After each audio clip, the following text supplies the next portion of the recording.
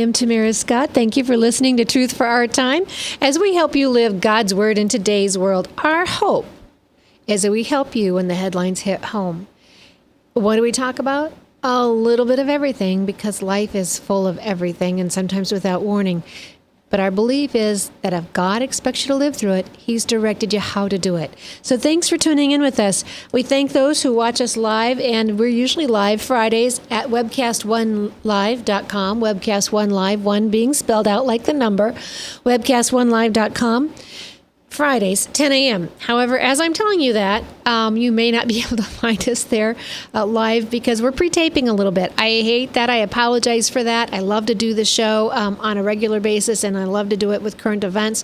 But sometimes we have to go live tape because of the events in Cleveland, and I will be there as a National Committee woman and as a delegate and trying to serve my fellow Iowan and Americans and doing the right thing and preserving those foundational principles that made this great republic strong.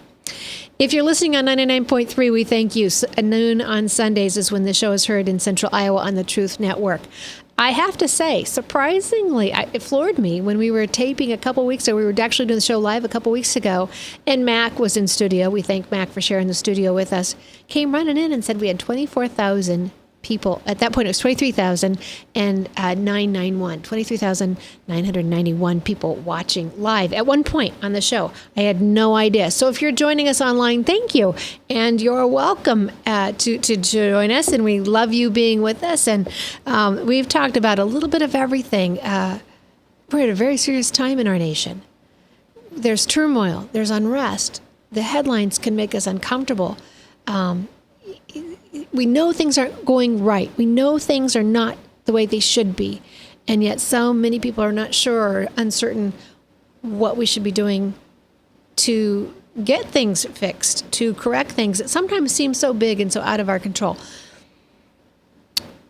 As a Christian, I can tell you we always have hope in the Lord. And I've been really concerned with some of my friends on Facebook who have a faith, but there is no hope. They are cynical. They are angry. I've had to even remind some of them that the cynicism becomes to sound like clanging cymbals, if you hear what I'm saying. Without love, we are a clanging cymbal. And others, I get it, the unrest, the unknowing. But our hope and our future is in the Lord. And yes, we have jobs to do in the political parties. Absolutely. We have work to do. We're called prayer paves the path, but action takes the land. And so it's up to us, I think, a lot of times to make these situations better. And a recent interview with Philip Haney, and you'll be able to find that on Truth for Our Time, the Facebook page. We always put our links on the Truth for Our Time Facebook page. I have tamarascott.com website. I have to confess, I'm not always very good about keeping that up to date, so I apologize. But Philip Haney was telling us we could change the narrative as Americans. Yes, we've got the ability to write our legislators, our congressional members, and we should be. We absolutely should be, because no matter what party they're in, when they hear that public sentiment coming after them, they will respond to you, the people. I do believe that. If it's loud enough and forceful enough, they will respond to you. But we can change the narrative as well, because I think no matter what it is, media, whoever, marketing folks, they listen to consumers. They listen to what the public wants. And so it's high time, people, that we start saying it again on the Constitution. If you've not read it, I invite you to go to online. You can go to the archives and read the Constitution. Get a copy. Many groups will send you a copy free of charge. Right here in Iowa, we have the Iowans for Tax Relief. They print them, and the Public Interest Institute makes sure that they're available, the Iowa Constitution and the U.S. Constitution. We recently celebrated July 4th, and I ask many of you to read the Declaration of Independence to your friends and your family and make sure that they know what it says. And then read your word as well, biblically. I would be, I need to tell you, as part of this show, you need to, I would be remiss if I didn't tell you to read your word. Don't get caught up in how much you read, how fast you read. Just sit down and read. Sometimes I get caught up with my notes and my research and then digging out this scripture and this, just read. Just ask the Lord to minister and just read. And beyond all that, sometimes it's just nice to sit back and relax, have a little fun, remember the humor in life. The joy of the Lord is my strength. And sometimes I think we just need a little bit of that joy so we can regain some strength. With me today is author Dr. Alan Unruh. Alan, A-L-L-E-N, Unruh, U-N-R-U-H. His wife, Leslie, has been a guest on this show. She has been a stalwart in the pro-life movement and working with crisis pregnancy centers and helping us in that arena. But I have not gotten to interview Dr. Alan Unruh before. Thank you for joining us, Doctor. Here. So tell our viewers, our listeners who may not be familiar with you, a little bit about yourself. Well, I'm a chiropractic physician. I've been in practice 46 years. And over that period of time, we've treated about 25,000 patients, different patients. And been a student of America for many, many years and ran for Congress once. I've been speaking out in colleges and universities on Americanism, basic principles of American government. And it's getting more interesting every year. And a hobby of mine, I've been collecting one-liners and collecting profound quotes and putting them in my computers for the last 45 years. And I decided to compile all the political ones into a book and call it The Politically Incorrect Book of Humor, Why It's Better to Be Right Than Politically Correct. Are we going to get in trouble if we read the things out of your book? Are they that politically incorrect? Well, they are. They are. You know, political correctness is basically a philosophy designed to stifle and silence the opposition. So God forbid if we say things and we're losing our sense of humor. In fact, comedians are afraid to go on college campuses nowadays. When Robin Williams and Joan Rivers died on the same year, they played some of their old jokes from 30 years ago, and the crowd was aghast at the Grammys because their jokes were not politically correct anymore. And so in some ways, I think we need to lighten up a little bit. Ronald Reagan used good old-fashioned humor. America's one country where we can poke fun at the opposition and all have a good laugh together. And if everybody's angry, and I think one of the strategies of the left is to make the blacks against the whites, the rich against the poor, the young against the old, the gays against the straights, and a war against Christians, a war on women, the war against cops. Everybody's angry, and we can't think straight. And so I wrote this book in a way to give people communication tools that they can use, showing the absurdity of the other side in a humorous way. And, for instance, we'll never win the war on women because half the country is sleeping with the enemy. And one guy said, I'm glad my wife joined Women's Lib. Now she hates all men, not just me, you see. So you're kind of making a point with you making it a little bit humorous, too. One guy said you couldn't warm up to some of these candidates if you was cremated with them. And one guy said, our old president said that his favorite song is, if you want to keep the beer cold, keep it next to my wife's heart. You know, so it's just we got to look at the bright side of life. You know, and I've even got jokes on abortion here. Are there anything funny on that subject? Well, Maxine Waters, representative congressman from California, was marching at a Planned Parenthood rally, and the Washington Times reporter asked her, why are you marching? She said, well, I have to march because my mother didn't have the right to have an abortion. Oh, my goodness. Now, how do you argue with that? She's a congressman protesting her own birth. What Congress? Who is this? Representative Maxine Waters. And like when did that happened several years ago. Like Ronald Reagan said, I've noticed that 100% of the people who are pro-abortion have already been born. I've noticed that. And that's a very accurate statistic. All other government statistics are only accurate 19% of the time, according to research. Seriously, government statistics are only accurate 19% of the time? Yeah.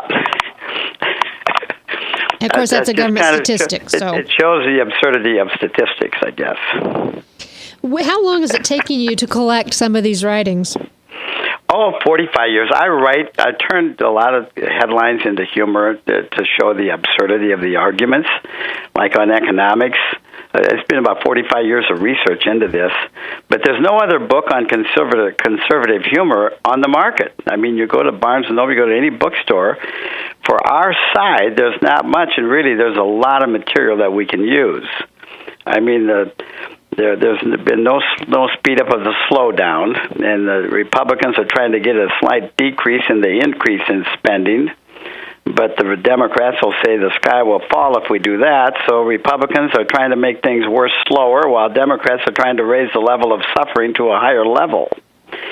And so it shows the absurdity. Like, for instance, on economics, I got plenty of money for taxes. It's food, clothing, and shelter I'm struggling with.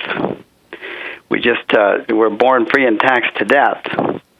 And so it's just, when we speak to college kids on all these things, like Winston Churchill said, the only virtue of socialism is the equal distribution of misery.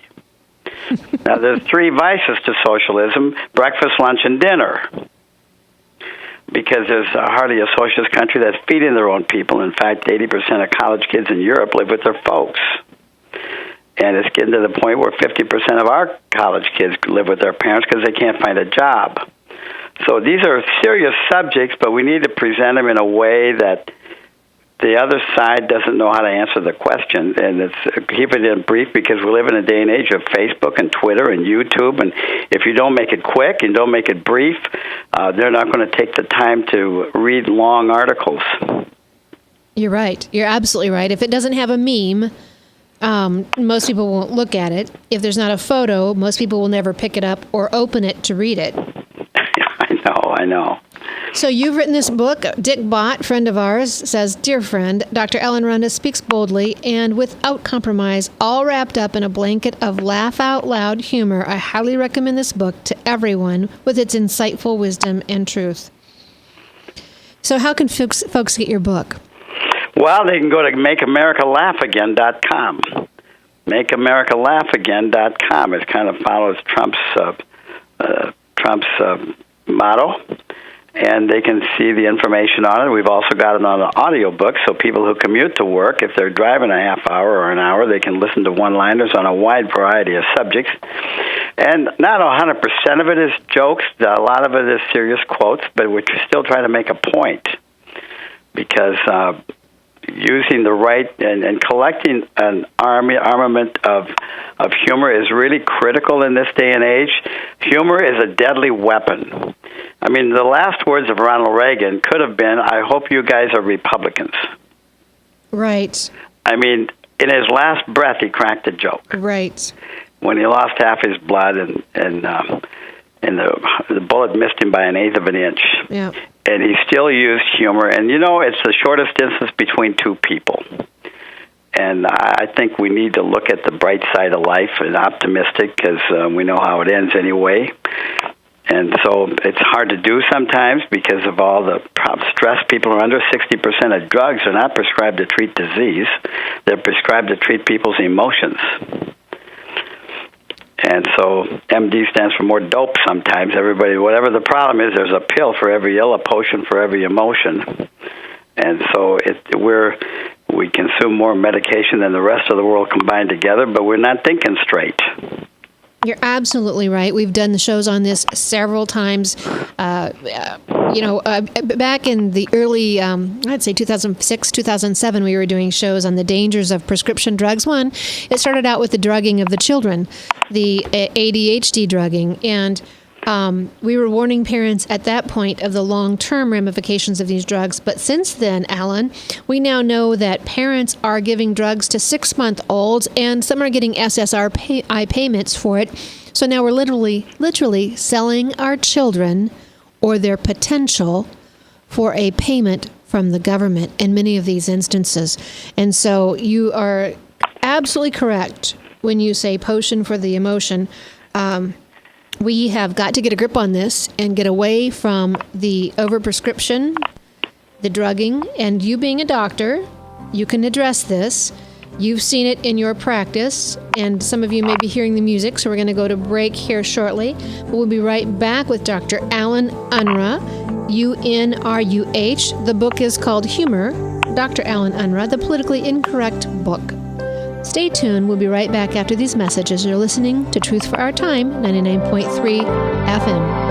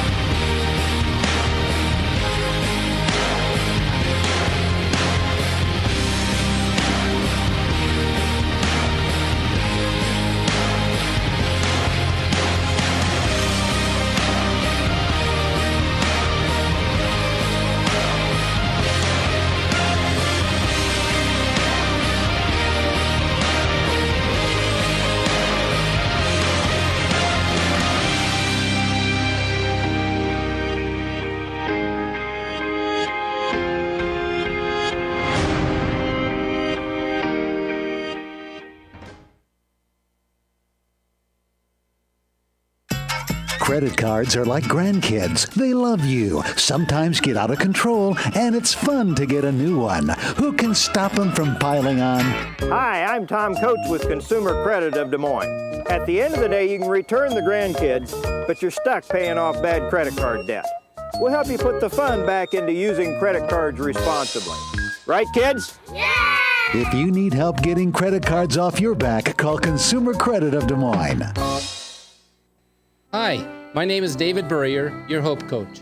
I host a live weekly talk show called I've Been There every Thursday afternoon at 5:30, right here on webcast1live.com, and on my weekly radio program Saturday mornings at 10 on Truth Network 99.3 FM. I interview common everyday people who have survived incredible life challenges and who testify to God's faithfulness in the midst of their storms. So join me as we bring a message of hope and encouragement. Everybody needs hope. I know, because I've been there. Hey everybody, I brought Northern Lights Pizza! And it's got Graziano sausage!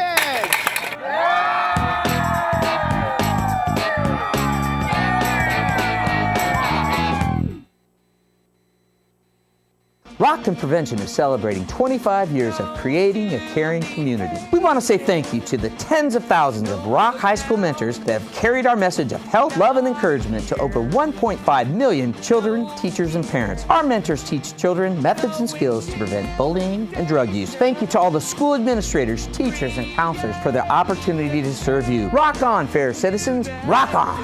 This is Pat McManus for Rock and Prevention, the Richard O. Jacobson Foundation, and this station. From the RE/MAX Real Estate Concept Studios, this is Webcast One Live. From the RE/MAX Real Estate Concept Studios, this is Webcast One Live.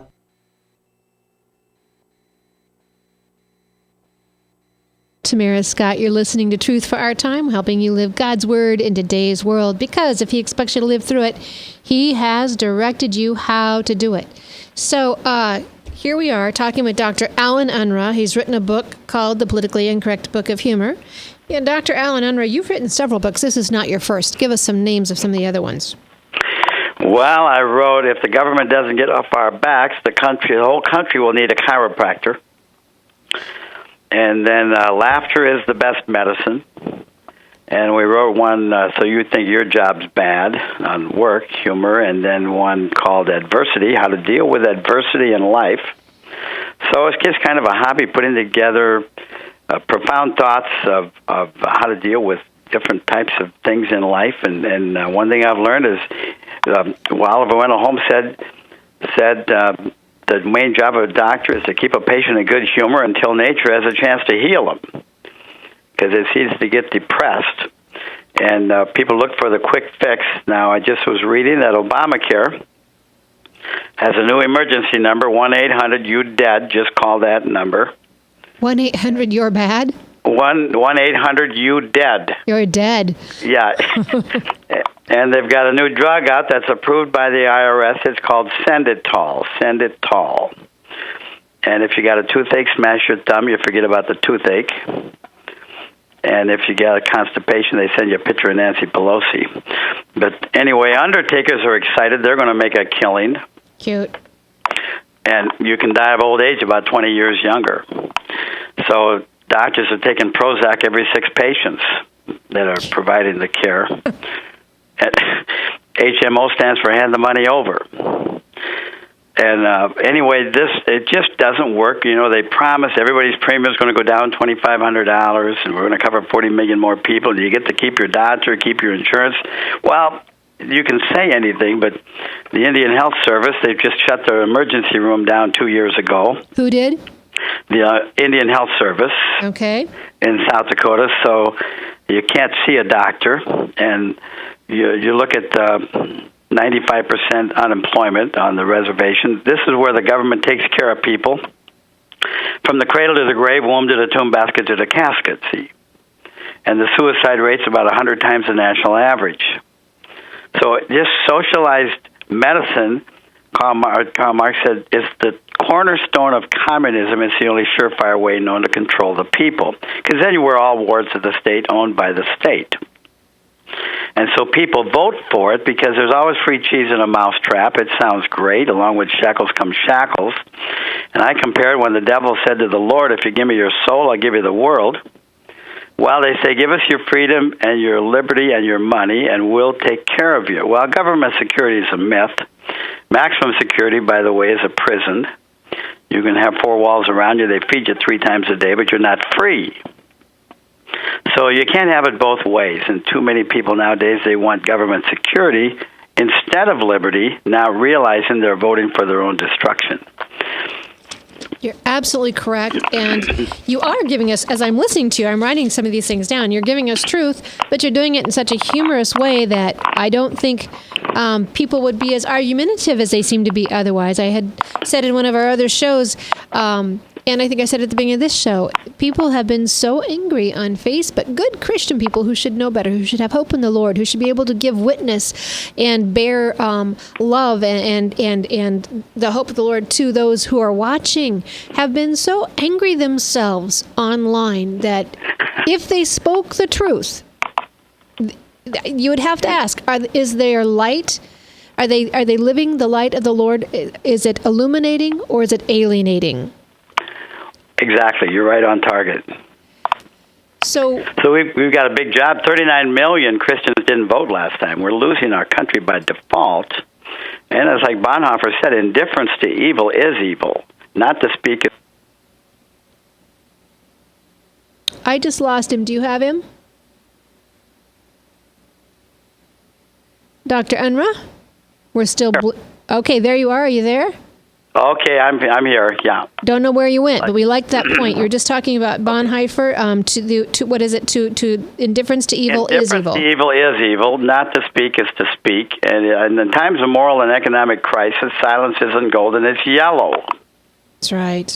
So we need to have the courage, the gut, what I call the guts, grit, gall, and gumption, to speak up no matter what the price, because our forefathers, that's what they did. They pledged their lives, fortune, sacred honor. Most people don't know what happened to those 56 men, and it's a gruesome story. But when you look at the history of the world, before we became a country, and we look at what happened recently in Dallas and what could happen in the future here, back in the 1500s, during the days of John Knox and John Calvin, I mean, thousands were slaughtered and burned alive at the stake. And during the days of John Knox, up to 20,000 in a day were burned alive and tortured to death. And they fled. The right to worship God was more valuable than life itself. And our country was based on religious liberty. That's the reason our pilgrims and forefathers came here. So it's always been a tragic. Before we became a country, the whole world was run by tyrants and dictators and monarchs and kings and evil rulers. But our forefathers understood we're all created in the image of God. They didn't want to be ruled by dictators anymore. And because we were founded on that creed, we're the only nation built on a creed, we became a Christian nation based on Judeo-Christian principles, even though it wasn't one religion that our forefathers wanted to force people to believe, but 98% believed in the God of the Bible at the time they drafted the Constitution. And I don't know what the latest statistic would be. You and I were both at the Trump event, and it was good to see you and your beautiful wife there, Leslie. And Barna went through some of the stats, and I probably wrote it down, but I don't know what the belief in God would be right now. But the shame of it is, Dr. Unruh, is that even those folks who say they believe in God don't know Him, don't have a relationship with His Son, and don't know His Word enough to stand on it. That's the trouble with where we're at. Well, like Barna said, 9% of Christians have a Christian worldview. In other words, how Christianity applies to science and economics and politics and worldview, how it applies to everything. When you compare the worldviews of every nation, I mean, every country was founded on the predominant religion of that country, whether it's Hindu or Buddha or Muhammad, or whether it's atheism or Judaism or Christianity. Our country was built on Judeo-Christian principles. We don't need to apologize for that. Christianity doesn't force its religion. Any other country, if you write a letter to the editor against the predominant thought, I mean, Russia allows letters to the editor, but you have to give name, address, and next of kin. The reason they're so fast in the Olympics is they use real bullets in their starting guns. See, I mean, their bathrooms on their airplanes are outside. I mean, it's just in Venezuela they're eating dogs and cats and pigeons. It just doesn't work. And you've used humor, but I think that last point is actually true now. In Venezuela. They really are. Yeah. They really are, and the richest person in Venezuela is Hugo Chavez's daughter. See, so when we talk about greed and elitism, that's the epitome of what socialism stands for. Only the top 1% own everything. See, and so it's just when America's trying to if we have a dictator that tries to rule by executive order, that our country was built as a bottom-up system, and I think that's why we're in the turmoil we're in. Although I would say with this election, and you can interject and agree or disagree, and folks, this is not scripted. We are just moving along, just having a discussion. You're listening in. This last election has not been like any most have ever seen. It's thrown the consultants off their game. They're a little put out. And half these never Trump folks, it's not because they're conservative. It's not because they find themselves spiritually unable to vote for somebody. It's because their pocketbooks are hurting, because he hasn't followed the insider elitist GOP track and has not followed or needed the consultants so they don't get his money. And so I think that's part of what we're seeing. But if you talk about America being bottom up, I think this is one of the first elections I've seen in a while where I think it is actually bottom up. You're exactly right. I mean, power corrupts, and absolute power corrupts absolutely. And that premise goes for Republicans or Democrats or anybody who's in power for too long. Become drunk with that power. Our forefathers never wanted a country. That's why they understood the sinful nature of man. And when James Madison, the chief architect of the Constitution, he argued with John Adams, he said, if we let people govern themselves, they could rape, rob, and murder each other. And John Adams said, yes, freedom without virtue is madness. And they knew we had to be a virtuous society to survive. And 98% believed in the God of the Bible, but like Metaxas, who spoke at this conference we were at, when he wrote, if you can keep it, when they asked Ben Franklin, what have you given us, a republic or a monarchy? He said, a republic if you can keep it. And if it wouldn't have been for George Whitefield, the great preacher that they kicked out of all the churches in England, which they also did when he came to America, he was so bombastic, he was getting crowds of 5, 10, 20, 30,000 people would come to hear him at one time, and he preached 4 times a day, 7 times on Sunday. 80% of America heard Whitefield preach. And he helped create this virtuous Christian nation that binded us all together.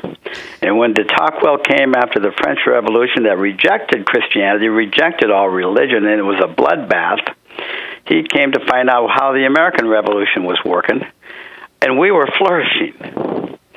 But it wasn't until he went to the churches and heard the fiery sermons and went and saw people hold hands and pray before meal, he said, America's great because America's good. And if she ceases to be good, she'll cease to be great. And so we still have a big job to evangelize this country, and I think that's a never-ending job. even if the right person gets elected. But if the wrong person gets elected, religious freedom is the biggest target. Well, and let's be very honest. This looks like it's going to come down to Donald Trump and Hillary Clinton. And one just got out of an FBI investigation, and many are just still unsure how she could not have been indicted. Even Comey, when he says he's not going to move forward with an indictment, is giving the reasons why he should in the same speech. So there's that concern, and then we've got a Trump who others are just uncertain about because he hasn't followed the political path. He hasn't been in evangelical circles. He hasn't come from the background that any of us think is normal for a politician to move through the GOP ranks. I would say that God uses the least likely and often the unlikely or unlikable. He did it in the Old Testament. Samson, for heaven's sake, certainly wasn't someone you wanted to invite for dinner. He seemed dysfunctional in about every realm of life, and God would warn him about things, and he'd head straight down that path. And he had a ministry. Don't kid yourself. He had a ministry, but it ended in a collapse. And I would tell you, because he was not obedient. He wasn't surrendering to the Holy Spirit. That's right. And, God used Thomas Paine, who was an atheist, to write Common Sense, a little pamphlet that was read by 50% of the entire population of America. And until he wrote that book, These Are the Times That Try Men's Souls, and how he used prose and language to convince our forefathers to fight the Revolutionary War. But he was an atheist himself. Stay right there. We've got to go to break. We'll be right back after these messages.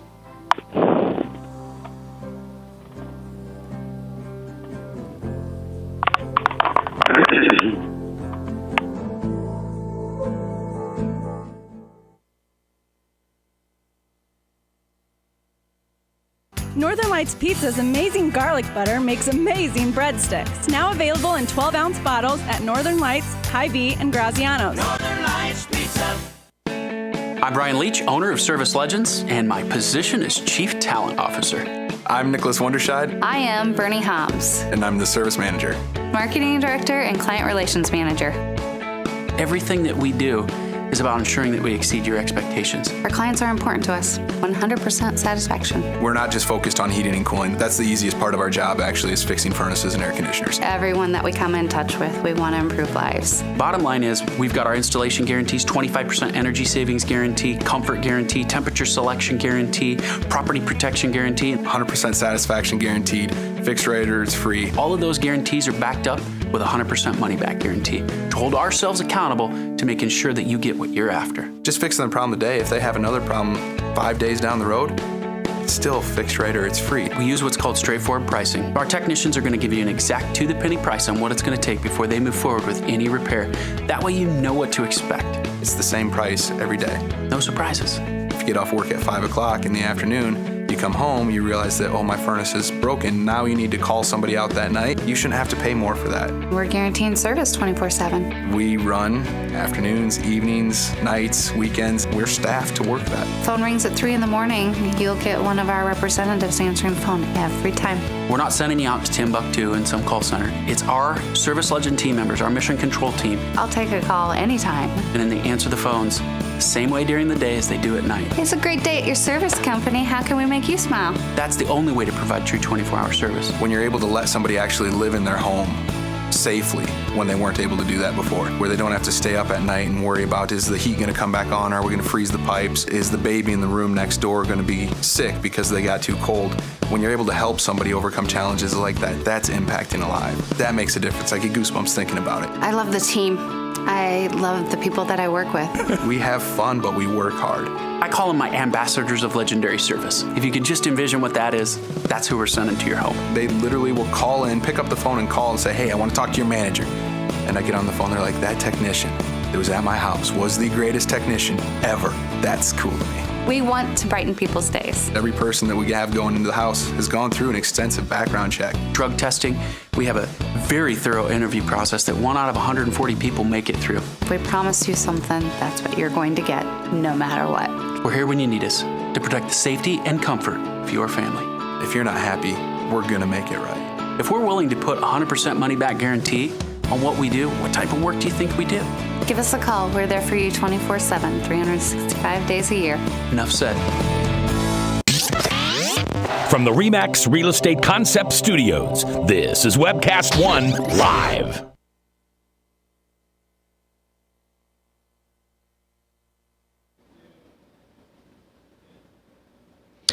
And this is Tamara Scott. You're listening to Truth for Our Time. Thanks for staying with us. I'm talking with Dr. Ellen Unruh, who has written the book, Politically Incorrect Book, Humor. And you will find just several quips and one-liners and just thoughtful things in there. And it's fairly recent, as Donald Trump has even made the book.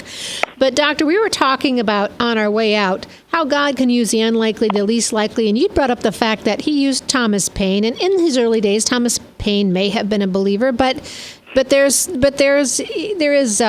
disagreement on that, and certainly towards the end he had left some of those beliefs, but God could use him to write Common Sense. That's correct. I mean, the Bible says God uses the peculiar to confound the wise. Of which I am we have it in our translation, God uses the innocent, the simple to confound the wise, and that I am so well qualified. Finally, we found what my gift is. I know it well. It's like Metaxas' book on George Whitefield. They said he was a scrawny guy. He was cross-eyed, but he had such a bombastic spirit and such strong conviction that he converted 80% of the entire country. And thousands came with tears in their eyes, telling them they're all created in the image of God Almighty with infinite value. And so it doesn't matter what we think or what we look like. God will use you. And that's what the hope is in America. One man with truth is an army. One man with God is a majority. That's our philosophy. It's better to light one candle than curse the darkness. And a candle loses nothing by lighting another candle. And I think truth is just speaking truth to power is way more powerful than anything the enemy could come up with. So that's where our hope comes in, and we just have to be optimistic about the future. I think you're absolutely right. And I think the other thing we forget is no matter how right you are, if you deliver that truth with such a harsh, and I get this, no matter how soft you speak, how much love there is, the left, the LGBTQ movement, others will still come at you. They will still be a distraction. They will still accuse. They will still try and remove you. So it doesn't matter at times how kind and loving you are, but you still have to be that kind and loving, because otherwise you alienate folks who are on your same side. You alienate folks who you should be teaming up with, able to work with, able to grow strength and numbers and make a difference. But if you are so, as your term, Dr. Unruh, was bombastic or just irritable and always argumentative, then you can't even work with the folks on the same side. And I think that's where we're at in America. There's so much in our inner ranks, even amongst conservatives, and whether the churches, we can't even get along amongst ourselves to work together to defeat the true enemy. Well, that's right. George Orwell says, the more the world rejects the truth, the more they hate those who speak it. True. And so, but there's only one source of truth. God says that Jesus Christ said, I'm the way, the truth, and the life, and it's the only.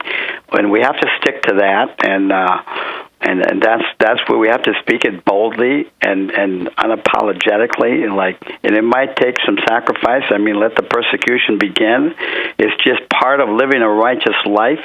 So persecuted me, so will they persecute you for righteousness' sake. It's part of Christianity, and sometimes we need to check our persecution index. If nobody's ever said anything bad about you, the Bible says, woe unto those when all men speak well of you. Oh, no. So you're going to have a persecution index. You're going to make enemies, but that doesn't mean you should be silent. And let's clarify.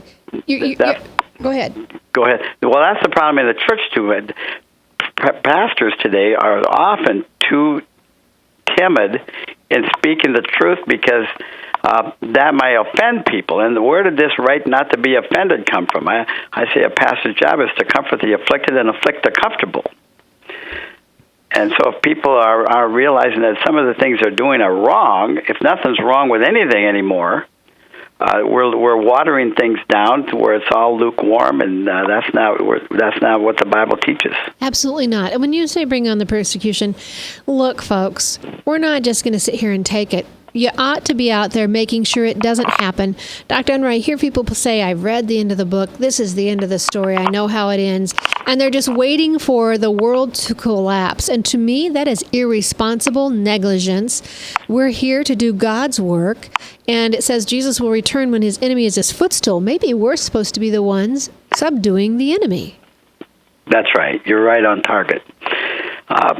Because, we don't know if the end times are going to be 1,000 years from now. Right. But the good book says we have to tarry till he comes. We have work to do. And if the Lord came next week, would he want you to be sitting down just sulking and waiting till the end time come? Or would he want you to be on fire preaching his word as much as you can, as loud as you can? Well, let's be honest. That's an excuse. Because if these folks really thought it was towards the end of the world, would you still be going about your day and worried about your evening entertainment on TV? Wouldn't you be out door to door knocking and say, did you hear this is going to happen and this is how you save yourself? I guarantee you, when the towers went down on 9/11, folks weren't going, well, it's the end, and sitting there. They were running to office. They were getting people down the stairways as quickly as they could. They were making the difference. And so for everybody out there, don't you sit back any longer and say this is the end, or I know how it ends, and act like you've got nothing to do. If that's really how you feel, by Gumby, you better hit the streets and start knocking on doors and making sure your neighbors have a safe way out. That's right. I mean, there's pivotal times in America's history. When you read history, there's pivotal times where our country could have went either way. I think when the George Washington crossed the Delaware, he won the Revolutionary War by losing 80% of the battles. He referred to the providence of God over 280 times in his writings. And he said it's impossible to govern without God and the Bible. He said, of all the dispositions that maintain good government, religion and morality are indispensable supports. So you think about the odds of winning that Revolutionary War when they said it was crazy, it's impossible to win, with one man with the power of God and the faith and courage is all it takes. And Abraham Lincoln, when you look at the Civil War, and John Quincy Adams was the only president that ran for Congress after he was president. He ran on one issue, slavery. And it was so contentious, like abortion is today, the entire Congress voted to censure him. But he put in legislation anyway. They said, why are you doing this? He said, duty is ours, the results are God's. Duty is ours, the results are God's. Now, he never lived to see slavery ended, but he became the mentor to a young congressman from Illinois that just entered Congress. And who was that? Abraham Lincoln. But it was John Quincy Adams who planted the seed and went against the entire Congress, who made the tide of history and altered the destiny of mankind. Great words for us, Dr. Unruh. I knew we'd have a little bit lighter time today than some of the heavy topics we get into, and yet here we are discussing them. We're discussing the heavy issues of the day, and we're able to give people hope and help, and you're teaching us history while we sit here, but you're also reminding us and challenging us and encouraging us and exhorting us. Think, folks, who are you mentoring that will move forward in 10, 15, 20, 30 years? And who mentored you for such a time as this now? And we always hear that verse, and let me just make sure I never say that verse without clarifying. That verse we know is from Esther. Such a time as this, you were here for such a time as this. But it wasn't just that she was there. It wasn't just her presence. It wasn't just that she got to be in the palace. It was that she would do the difficult thing, putting the mission before life, at the risk of life, and that she would take the action. And her uncle said to her, if you don't, help will come, but it may be too late for you and your people. So folks out there, you may be thinking whatever you wish to think about these end times and that it's all good and all golden because you know you're home for eternity.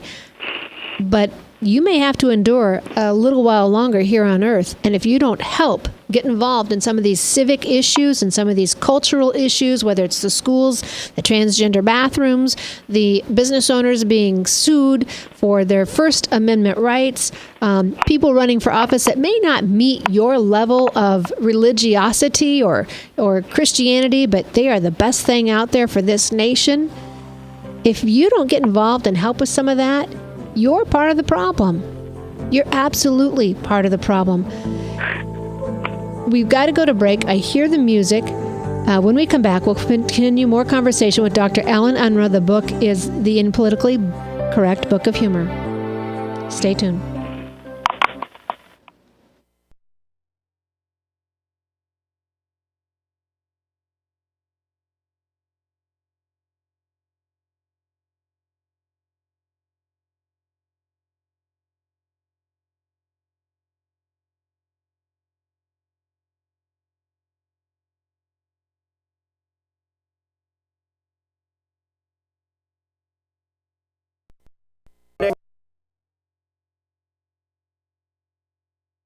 Put the fun into using credit cards responsibly.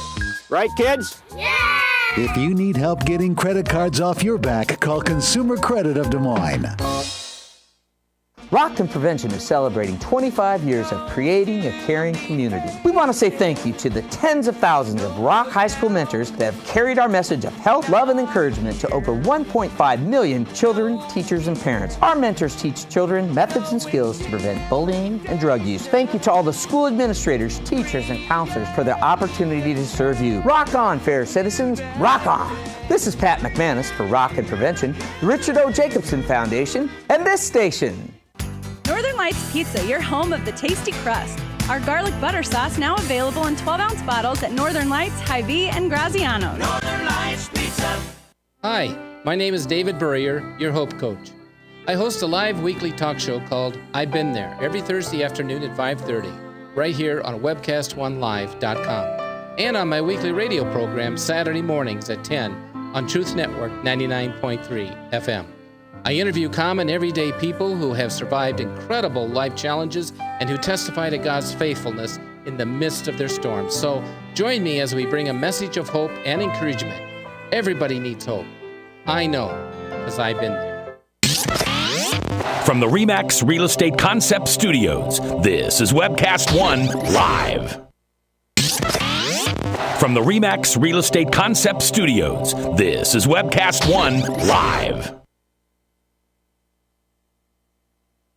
And thanks for staying tuned. You're listening to Tamara Scott Truth for Our Time. We're talking with Dr. Alan Unruh, The Politically Incorrect Book of Humor.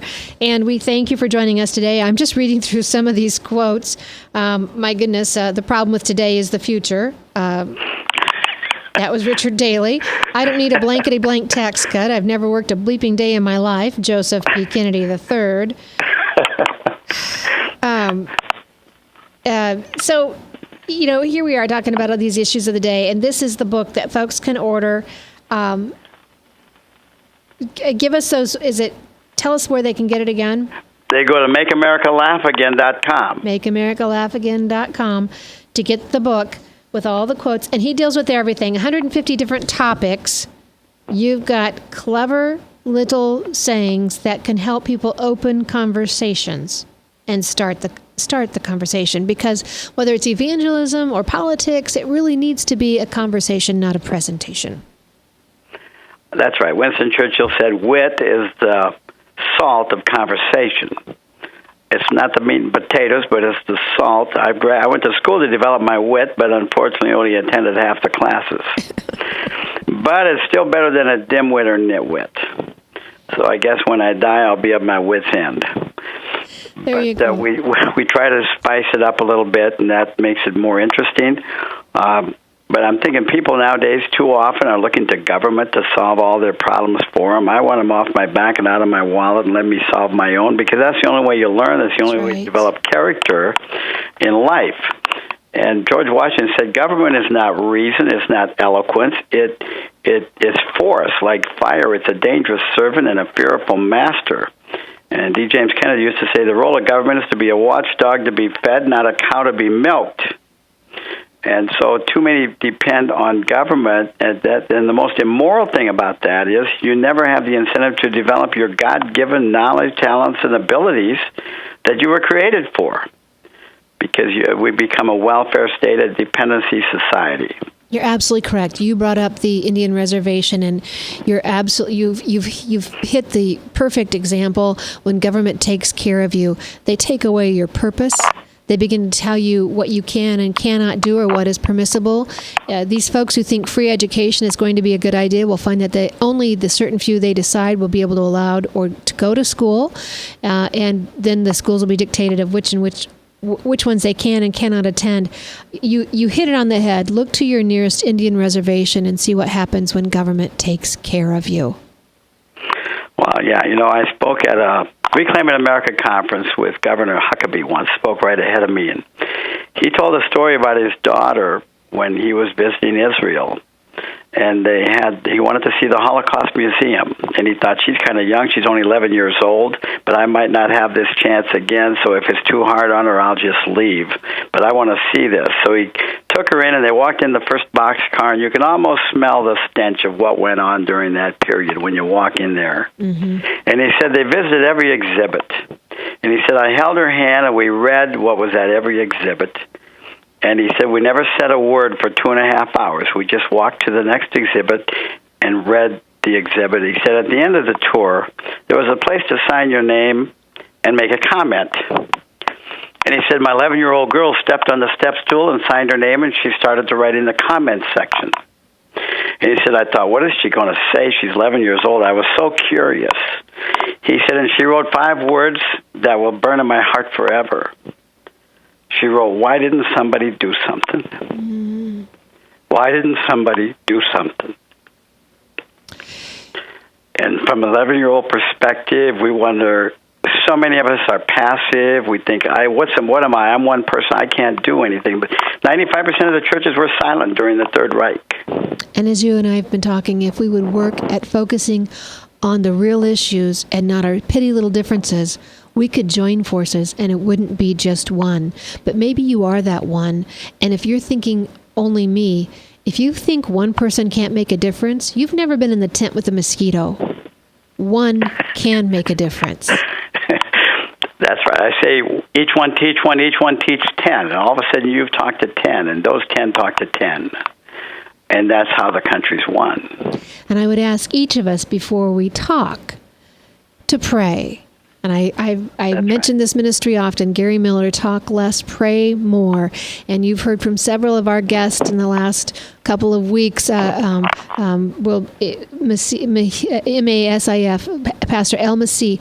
I was asking him how to minister and evangelize to my Muslim friends, and he said, love. Let your light shine that they cannot deny. They can argue with you, but your love and your life experience of your testimony, they can't deny. Let your light shine.